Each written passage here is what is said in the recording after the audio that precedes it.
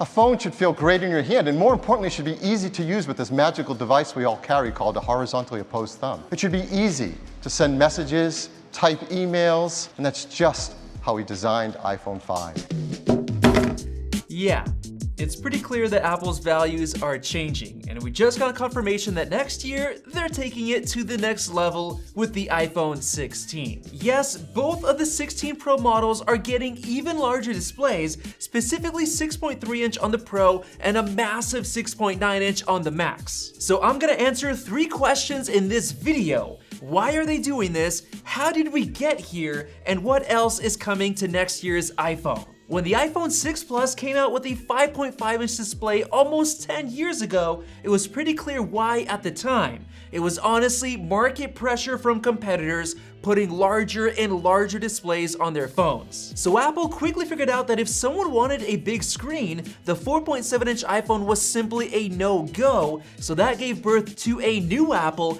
that constantly tried to offer what their Android rivals offered, from large displays and wireless charging to multiple camera lenses and more recently an always-on display, so that's how we got here. But why a 6.9-inch display on the 16 Pro Max, and why now? Well, if we're being completely honest, I think we've pretty much reached peak smartphone, especially seeing as the last 3 6.7-inch display iPhones don't really feel much different, so Apple doesn't really have a choice. They've got to make it even bigger and even better, and to tell you the truth, I'm actually pretty excited for the new 6.9-inch display. But the biggest takeaway is this: only the Pro models will be getting the new display sizes. The regular ones are staying the same, so it's pretty clear Apple wants you to buy Pro models, and I completely agree.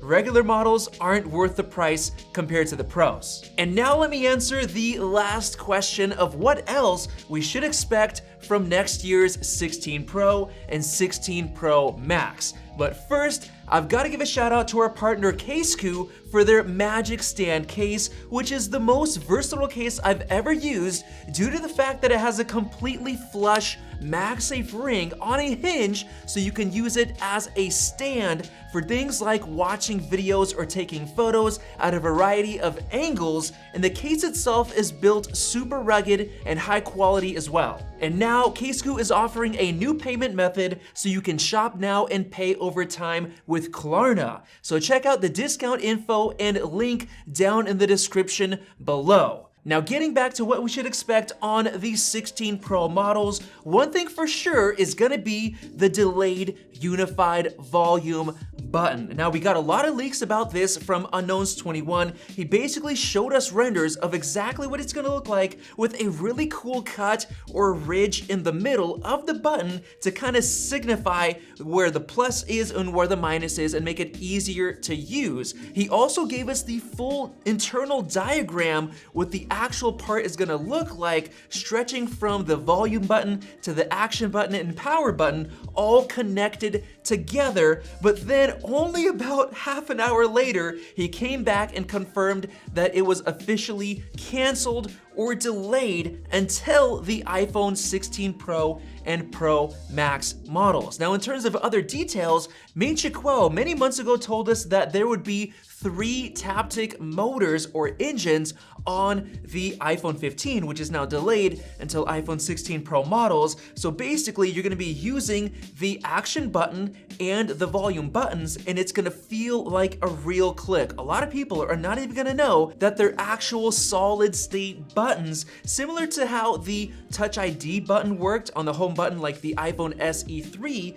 or the Magic Trackpad on the MacBooks. It's not really moving at all, but when you click it, it feels like a real click. And the way you test this is by turning it off, then you feel that it's not actually moving at all. Now, Apple is gonna have a really cool solution for this with the iPhone 16 Pro. It's gonna come with a special low-power chip that will allow this to actually work while the phone is off or in a very deep low battery mode. It's still gonna click, which is absolutely amazing, and that's how it's gonna work to continue to turn on or do a hard reset on the iPhone if it's not working. Now, another thing that was rumored to come to the 16 Pro model next year is the Periscope camera. Not only just on the 15 Pro Max, which is getting it this year, but apparently on both of the models next year. However, we do have a leak from Ming-Chi Kuo,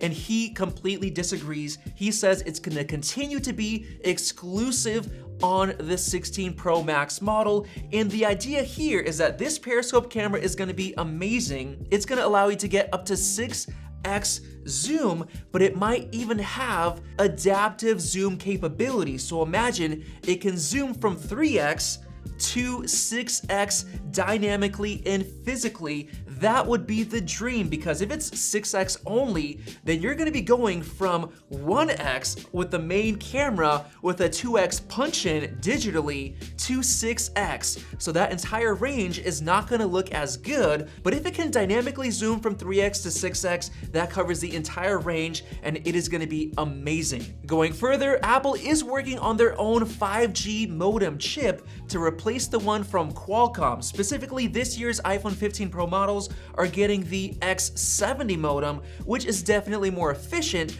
but when Apple makes their own, it is gonna be on a whole nother level, because they could potentially be using TSMC's latest and greatest 3nm tech for those modems, making them insanely efficient, and that should even help stop iPhone display screen dimming, which happens a lot when you're using 5G, especially GPS at the same time. So it's gonna be a lot more efficient, and there's even talks of Apple making their own Wi-Fi and Bluetooth chips as well, which helps save Apple money and keeps the price of the iPhones down. Now, of course, everybody knows that we're getting USB-C ports on all of the iPhone 15 models this year, but there's a chance that Apple was planning to give the iPhone 15 Pro models Thunderbolt support, basically much faster ports. But if it doesn't come this year, then I think Apple has a very good opportunity to give it to the 16 Pro models, because if you think about it,